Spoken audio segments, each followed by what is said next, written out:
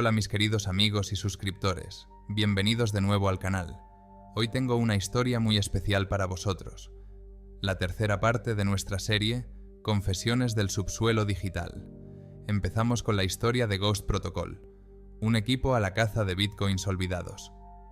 Luego nos adentramos en el turbio mundo del fraude telefónico con la confesión de un operador llamado Cypher.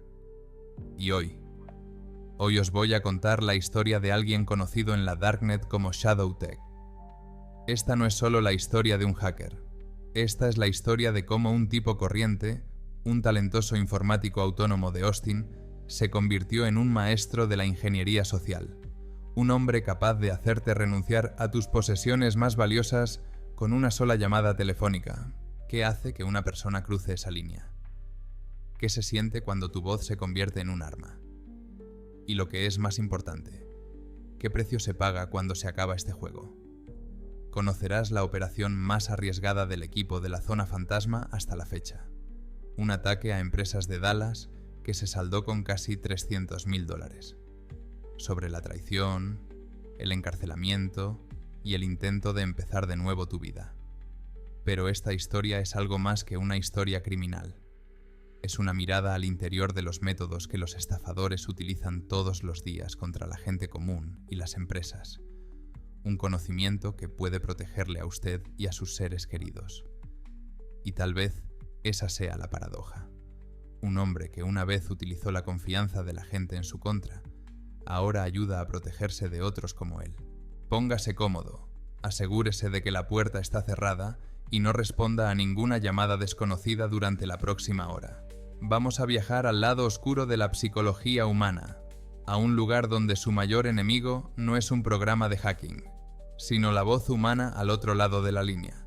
Porque el ataque hacker más peligroso no empieza con tu ordenador, empieza con su confianza.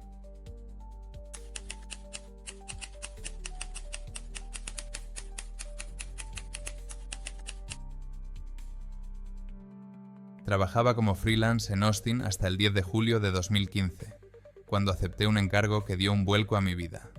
Austin, Texas. Una ciudad de startups, música y un sinfín de oportunidades para gente como yo. Techis de 27 años con ambición pero sin ataduras. Vivía en un pequeño estudio en el barrio de East Riverside. Nada del otro mundo. Un escritorio, una cama, un ordenador potente y vistas a la ciudad que nunca duerme. El lugar perfecto para alguien que se ganaba la vida desde la comodidad de su propia casa. Mi nombre real no importaba. En internet me conocían como ShadowTech. En la vida real no era más que otro autónomo informático que recibía encargos en Upwork, Freelancer y algunos foros especializados. Desarrollo web, configuración de servidores, a veces un poco de hacking de sombrero blanco, si un cliente quería probar la seguridad de su sitio web. Nada delictivo, solo trabajo normal por dinero normal. En julio de 2015, mis facturas estaban pagadas, pero a duras penas. El mercado de autónomos estaba cada vez más saturado, los clientes pagaban cada vez menos, y los competidores de países con precios más bajos me quitaban proyectos sencillos. Empecé a buscar algo más lucrativo, donde mis habilidades pudieran aplicarse de forma poco convencional. 10 de julio de 2015, viernes. El calor en Austin era insoportable. Mi aire acondicionado funcionaba a tope, y yo estaba sentado frente al ordenador mirando nuevos pedidos.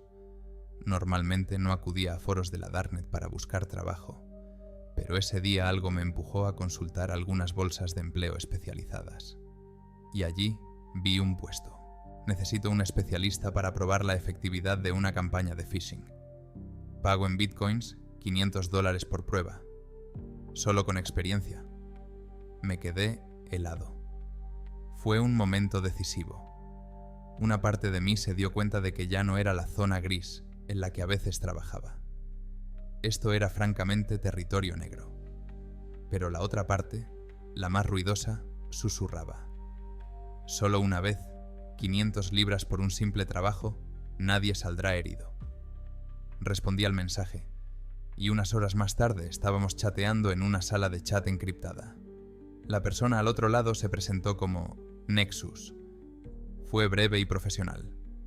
Tenemos que comprobar cuántas personas caerán en la trampa de un correo electrónico de phishing supuestamente en nombre de su banco. La lista de correos electrónicos está ahí. El correo electrónico está listo. Tu trabajo es ejecutar la campaña y recopilar estadísticas. Nada de retiradas, solo recopilación de datos. Sonaba casi legal, casi como una auténtica prueba de seguridad. Acepté, recibí instrucciones y pasé el fin de semana configurando los servidores. El 17 de julio, las cartas se enviaron a 500 destinatarios. El correo electrónico parecía perfecto. Logotipo del banco, fuentes correctas, texto convincente sobre actividad sospechosa y la necesidad de confirmar la información. Dentro había un enlace a una página de inicio de sesión falsa indistinguible de la real. Al final del día, 137 personas habían hecho clic en el enlace. 98 habían introducido sus nombres de usuario y contraseñas. Cuando envié el informe a Nexus, me respondió casi al instante. Impresionante. 19, un 6% de conversión. Aquí tienes $500. Hay más trabajo por hacer si te interesa. $500 aparecieron en mi monedero Bitcoin en 1 hora. Dinero fácil. Demasiado fácil. Me dije a mí mismo que era un experimento, que solo estaba poniendo a prueba la conciencia de seguridad de la gente.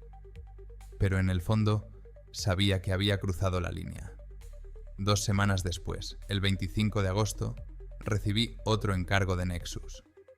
Esta vez se trataba de llamar a algunas personas, haciéndome pasar por un técnico de su proveedor de servicios de Internet y engañarlas con sus datos de acceso. Tuve que grabar las llamadas para analizar el éxito de la estrategia. La primera llamada fue a una mujer de mediana edad de Houston. Estaba seguro de que me descubriría en los primeros segundos, pero no fue así. Mi voz sonaba tranquila y profesional. Hablé de una actualización rutinaria de seguridad, de que necesitamos confirmar su información para que no haya interrupción del servicio. Y ella me lo dio todo. Nombre de usuario, contraseña, incluso los 4 últimos dígitos de su tarjeta de crédito para confirmar mi identidad. Cuando terminé la llamada y colgué, estaba temblando. No de miedo ni de vergüenza, sino de adrenalina, de darme cuenta del poder que acababa de sentir. Ella creía cada palabra que le decía. Podía obligarla a hacer cualquier cosa. Al final del día, había trabajado con éxito en 8 de los 10 objetivos previstos. Nexus estaba más que satisfecho y me transfirió $800 en lugar de los 500 prometidos. Mi primera bonificación en este nuevo mundo. Tienes talento, ShadowTech, escribió. La gente confía en ti. Es un don poco común. En septiembre y octubre, recibí varios pedidos más de este tipo. El patrón era siempre el mismo. Llamadas o correos electrónicos en nombre de bancos, ISP, servicios tecnológicos. Y cada vez era más fácil. Aprendí a adaptarme al interlocutor, a cambiar el tono, a encontrar un enfoque. Con los hombres de negocios era breve y profesional. Con las personas mayores, paciente y atenta. Con los técnicos, utilizaba jerga profesional, creando la ilusión de mi propio hombre. En diciembre de 2015, ganaba más dinero que nunca. Mi piso se había transformado. Electrodomésticos nuevos, muebles de diseño. Podía permitirme cenar en los mejores restaurantes de Austin. Pero lo más importante es que cada vez estaba más metida en ella. Recuerdo el momento exacto en que me di cuenta de que no podía volver a mi trabajo habitual. El 15 de diciembre estaba sentada en el Café La Condesa, en el centro de Austin, tomando un mezcal caro y mirando las reseñas de mi trabajo real en plataformas de freelance. Los proyectos que antes parecían interesantes ahora parecían aburridos y sin sentido. $20 la hora por maquetar un sitio web, $800 por un par de horas de ingeniería social. Esa noche, Nexus me envió un nuevo mensaje. Es hora de pasar al siguiente nivel. Ven a esta dirección mañana a las 20:00. La contraseña es Amber Sunset. El enlace llevaba a una alta sala de chat segura de la Darknet. En ese momento, no sabía que detrás de esa puerta me esperaba todo un equipo de personas como yo. No sabía que pronto me vería involucrado en operaciones que me reportarían cientos de miles de dólares. Y desde luego, no tenía ni idea de lo que me esperaría dentro de 5 años. Estaba sentado en mi elegante piso, mirando las luces de Austin por la noche, y me sentía como si tuviera el mundo a mis pies. Había ganado mi primer dinero sucio, pero ese era solo el primer paso. Me di cuenta de que podía hacer más, y ya había alguien esperándome en la Darknet. El 12 de marzo de 2016 abrí la sala de chat que se convirtió en mi nuevo hogar. Recuerdo aquella tarde con todo lujo de detalles. Llovía al otro lado de la ventana de mi renovado piso de Austin, una rareza para el mes de marzo. Estaba sentado ante mi nuevo ordenador de doble monitor, una de mis primeras compras con dinero sucio.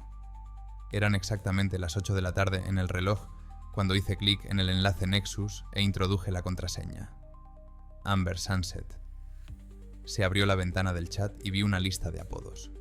Unas 20 personas. Wireghost, Black Mamba, Nexus y otros. Algunos estaban claramente conectados, otros desconectados. Entonces no sabía que estaba ante personas que cambiarían mi vida. Bienvenido, ShadowTech, escribió Nexus. Esto es Zona Fantasma. Aquí es donde planeamos y nos coordinamos. Esa noche me enteré de que Phantom Zone era algo más que una simple sala de chat. Era una organización de 23 personas especializada en ingeniería social y phishing. Llevaban más de 2 años trabajando juntos, dirigiéndose a pequeñas y medianas empresas de toda América. Todos tenían un papel. Técnicos, voces a las que llamar, analistas, coordinadores. Y ahora querían que me uniera. Eres una voz nata, me dijo Nexus. La gente te cree. Y con tus conocimientos técnicos, puedes ser a la vez desarrollador e intérprete. La oferta era sencilla. Trabaja con nosotros, consigue un porcentaje de cada transacción exitosa. Sin compromisos, sin contratos. Solo beneficio mutuo. Acepté, por supuesto. Una semana después, participé en la primera operación conjunta, un ataque a una pequeña cadena de cafeterías de Seattle. El esquema era elegante. Wireghost creó páginas de phishing que imitaban la página de su empresa de procesamiento, y yo llamé a los gerentes en nombre del servicio de seguridad, y les dirigí allí para una actualización de datos. En 3 días, accedimos a su sistema de pago y retiramos algo más de $18,000. Mi parte fue de $3,000. En el verano de 2016 ya estaba plenamente integrado en el equipo. Cada día empezaba revisando mensajes encriptados, discutiendo nuevos objetivos, analizando éxitos y fracasos. Mejoré mis habilidades estudiando psicología, lingüística, técnicas de manipulación. Aprendí a cambiar de acento, a imitar distintos dialectos, a adaptarme al psicotipo de la víctima. En 2018, podía conseguir que cualquiera me contara sus secretos. Una de mis técnicas favoritas era sencilla. Llamaba a un empleado de la empresa, me presentaba como profesional informático y decía que se había detectado actividad sospechosa en su sistema. A esto le seguía la frase clave. Puedo solucionar el problema, pero necesito tu ayuda. No querrás que te culpen de una fuga de datos, ¿verdad? El miedo funcionó sin falta. Lo recuerdo exactamente. El 17 de mayo de 2018. Llevamos a cabo una operación contra una agencia de marketing de Chicago. Llamé a su director financiero, haciéndome pasar por un empleado del banco. En una conversación de 12 minutos, le convencí para que transfiriera $61,000 a una cuenta de reserva por actividad sospechosa. Cuando una persona transfiere el dinero ella misma, es un esquema perfecto. No hay señales de entrada forzada. A finales de 2019, nuestro equipo estaba en su mejor momento. 27 personas, procesos bien establecidos, ingresos estables. Éramos como una corporación, solo que en la sombra. Me mudé a un ático en el centro de Austin, compré un Audi RS7, viajé por el mundo. Pero siempre quise más. Las operaciones pequeñas no tenían la misma adrenalina.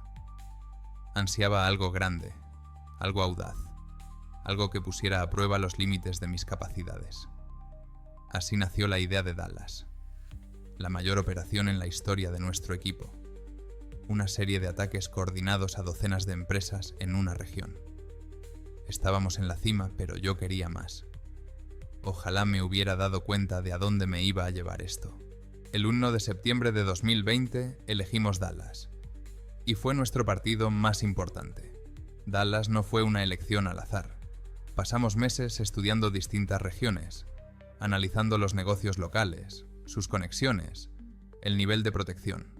Dallas encajaba a la perfección. Un mercado en crecimiento, muchas empresas nuevas, protocolos de seguridad insuficientemente estrictos. Pero lo más importante era la interconectividad. Muchas pequeñas empresas trabajaban con los mismos bancos, utilizaban los mismos sistemas de contabilidad y tenían proveedores comunes. El plan era ambicioso: 14 empresas en 21 días, restaurantes, tiendas de ropa, 2 startups y una pequeña empresa de inversión. En total, disponíamos de unos $250.000, la mayor operación de la historia de nuestro equipo. Los preparativos duraron todo el mes de agosto. WireGhost creó páginas de phishing y configuró servidores. Black Mamba estudió los flujos financieros de la empresa. Boxtrick preparó documentos falsos. Trabajé en los guiones de voz, perfeccionando cada entonación, cada frase. Un enfoque diferente para cada objetivo. La operación comenzó el 7 de septiembre. Los primeros objetivos fueron 2 restaurantes en el centro de Dallas. Llamé en nombre de su empresa de procesamiento, informé de un intento de fraude masivo y les dirigí a una página de phishing para que cambiaran sus credenciales. Por la tarde habíamos accedido a sus sistemas de pago y retirado $17.000. El 12 de septiembre nos enfrentamos a las tiendas de ropa. Otra leyenda. Representantes de una plataforma de vendedores renovada. Llamé a los gerentes, les hablé del nuevo portal, donde podrían obtener descuentos, y les pedí que se registraran. Por supuesto, la verificación de identidad requería los mismos datos. Otros $23.000. El 15 de septiembre ya habíamos descifrado los sistemas de la mitad de nuestros objetivos. El dinero fluía: 17, 23, 39, $52.000. Íbamos camino de un objetivo de $250.000. El objetivo más difícil era una empresa de inversiones situada en la planta 20 de una torre del centro de Dallas. Tenían buena seguridad y personal informático experimentado. Pero teníamos un arma secreta: el conocimiento de la jerarquía corporativa. No llamé al director de TI, sino a su adjunto, haciéndome pasar por un consultor contratado por el CIU para una auditoría secreta de seguridad. Funcionó a la perfección. Me facilitó todo lo que le pedí por miedo a defraudar al jefe. El 18 de septiembre superamos la barrera de los $200.000. Nexus se ofreció a cerrar la operación, pero yo insistí en continuar.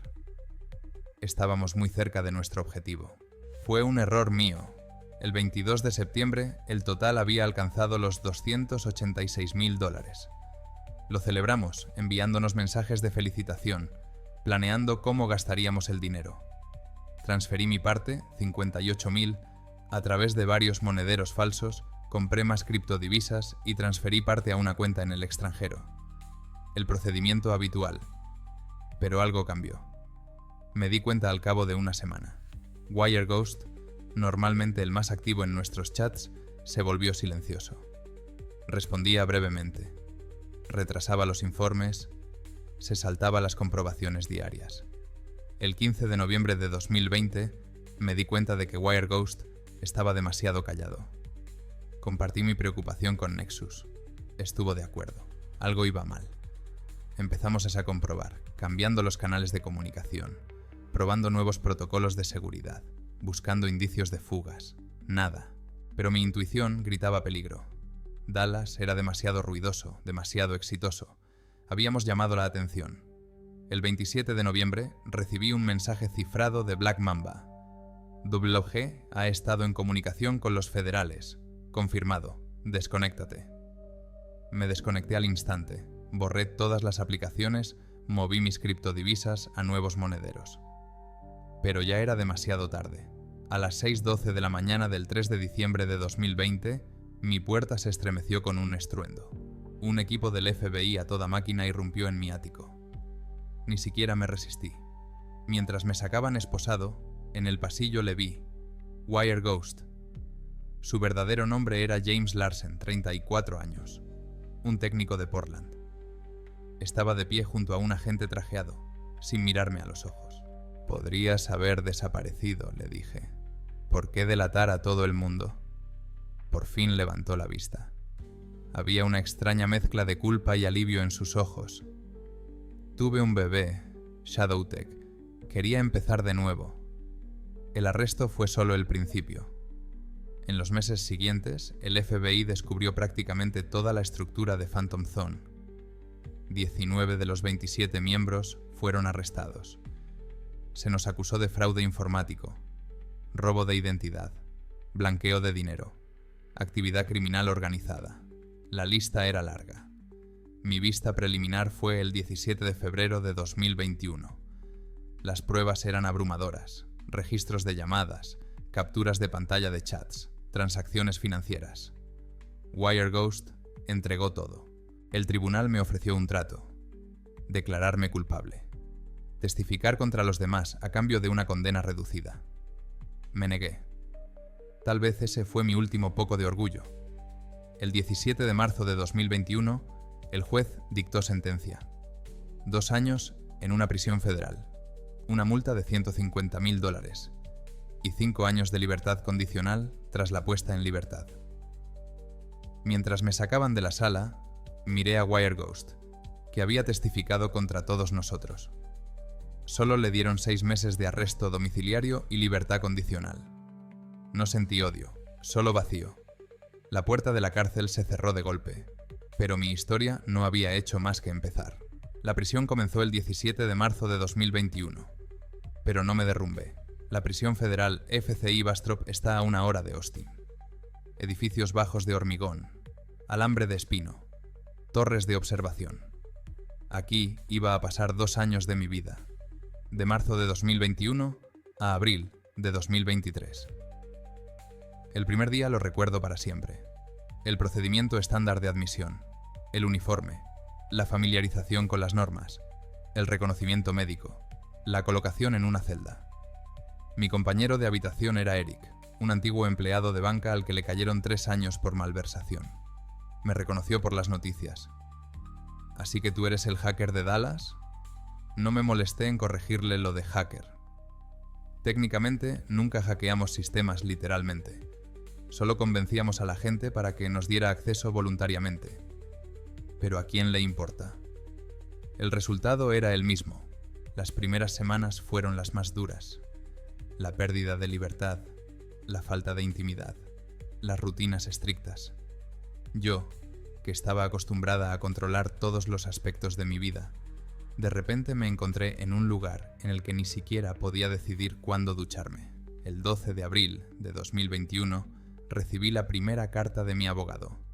Me quedaba con los bienes que podía demostrar que había adquirido legalmente. Todo lo demás fue confiscado. Mi ático, mi Audi, mi colección de relojes, la mayor parte de mis inversiones. Todo se destinó a pagar la multa e indemnizar a las víctimas. Lo extraño es que no sentí mucho remordimiento. El dinero y las cosas siempre fueron solo un subproducto. Lo principal era el control, el poder, la sensación de superioridad. Y ahora todo ha desaparecido. Decidí aprovechar el tiempo al máximo. Me matriculé en un programa educativo y empecé a estudiar ciberseguridad jurídica y hacking ético. Tal vez, tras mi puesta en libertad, podría encontrar un trabajo como consultor, ayudando a las empresas a protegerse de gente como yo. El 2 de septiembre de 2021, tuve mi primer acceso a un ordenador en el centro educativo de la prisión. Sin acceso a Internet, por supuesto, y con una gama limitada de programas. Pero incluso eso me pareció un soplo de aire fresco. Podía programar, crear sistemas sencillos, resolver problemas. Me recordaba a los tiempos en que solo era un autónomo, antes de cruzar la línea. El invierno de 2021-2022 fue un periodo de reflexión. Pensé mucho en lo que me había traído aquí. No fue falta de dinero. Ganaba lo suficiente trabajando como autónomo. No por falta de oportunidades. Con mis conocimientos podría haber encontrado trabajo en cualquier empresa tecnológica. Fue el ansia de poder, de control, de emociones. Y, lo más importante, una falta de restricciones morales. En la primavera de 2022 ya enseñaba programación básica a otros reclusos. La administración aprobaba mi iniciativa. Me ayudaba a ocupar mi tiempo y me proporcionaba habilidades útiles. En la cárcel encontré algo que me faltaba en mi vida anterior: la oportunidad de ayudar de verdad a la gente. El 17 de marzo de 2022 se cumplió exactamente un año de mi encarcelamiento. Marqué la fecha escribiendo en mi diario una larga reflexión sobre quién era y en quién me iba a convertir. Una cosa sabía con certeza: no había forma de volver a mi antigua vida. En otoño de 2022 recibí la notificación de que podía optar a la libertad condicional. Mi comportamiento, mi participación en programas educativos, mi trabajo con otros reclusos, todo eso se tuvo en cuenta. Poder salir un mes antes me pareció un regalo. El 14 de febrero de 2023 tuve mi audiencia de libertad condicional. La comisión me hizo muchas preguntas. Sobre remordimientos, sobre planes para el futuro, sobre la comprensión del daño causado. Fui sincero, todo lo sincero que pude ser. Sí, me di cuenta del daño. Sí, me doy cuenta de que he engañado a personas reales. Les he causado daños económicos y emocionales. No puedo prometer que no volveré a cruzar la línea, pero haré todo lo posible por seguir el camino legal. El 3 de abril de 2023 salí por la puerta del centro de detención de Bastrop. Llevaba la misma ropa con la que me habían detenido: vaqueros, camiseta y zapatillas de deporte. Todo lo demás era cosa del pasado. Las primeras semanas de libertad fueron extrañas. El mundo había cambiado en 2 años, y yo aún más. Alquilé un piso barato en las afueras de Austin. Encontré un trabajo temporal como consultor para una pequeña empresa de informática. Nada de áticos ni coches deportivos. Solo una vida normal. En libertad condicional, no podía salir de Texas. Tenía que controlarme regularmente con mi agente de la condicional. No tenía contacto con antiguos socios. Y por supuesto, ninguna violación de la ley. A veces he estado tentado, especialmente cuando veía vulnerabilidades obvias en los sistemas con los que trabajaba. Pero me detuve cada vez. A principios de 2024 tenía los pies en el suelo. Trabajaba a distancia para 2 empresas especializadas en ciberseguridad. Conocían mis antecedentes, fui sincero con ellos. Algunas empresas valoran la experiencia del otro lado. El 15 de marzo de 2024 hice algo en lo que había estado pensando durante muchos meses. Entré en la Darknet a través de una serie de proxies y anonimizadores y publiqué mi historia en el foro. Sin nombres, sin empresas concretas, sin detalles técnicos que pudieran perjudicar a nadie. Solo un relato del camino que me llevó del trabajo por cuenta propia a la delincuencia y la cárcel. No esperaba una gran reacción. Tal vez algunos comentarios, algunas burlas. Pero de repente, el post se hizo viral. Docenas, luego cientos de respuestas. Preguntas, discusiones, incluso agradecimiento por mi franqueza. Algunos me llamaron traidor por publicar mis métodos. Otros se maravillaban de la audacia de la operación. Otros me daban las gracias por advertirles de los riesgos. No respondí. Era mi único mensaje. Dije todo lo que quería decir. Hoy, mientras escribo estas líneas, ha pasado casi un año desde la publicación. Sigo trabajando en ciberseguridad. ayudando a las empresas a defenderse de los ataques de ingeniería social. Sigo visitando a mi agente de la condicional, aunque aún me quedan 3 años de libertad condicional. No puedo decir que esté completamente arrepentido. Eso sería hipócrita. En aquellos años disfrutaba con lo que hacía. Me gustaba el poder, el control, la emoción. Pero el precio era demasiado alto. Si estás leyendo esto, espero que mi historia te enseñe algo. Quizá tú también tengas ese ansia de poder, de controlar a los demás. Tal vez tú también sueñas a veces con traspasar la línea. No voy a darte una moraleja. Cada uno toma su propia decisión. Solo recuerda que toda acción tiene consecuencias. Y un día tendrás que responder por ellas. Soy libre, pero las sombras del pasado siguen ahí,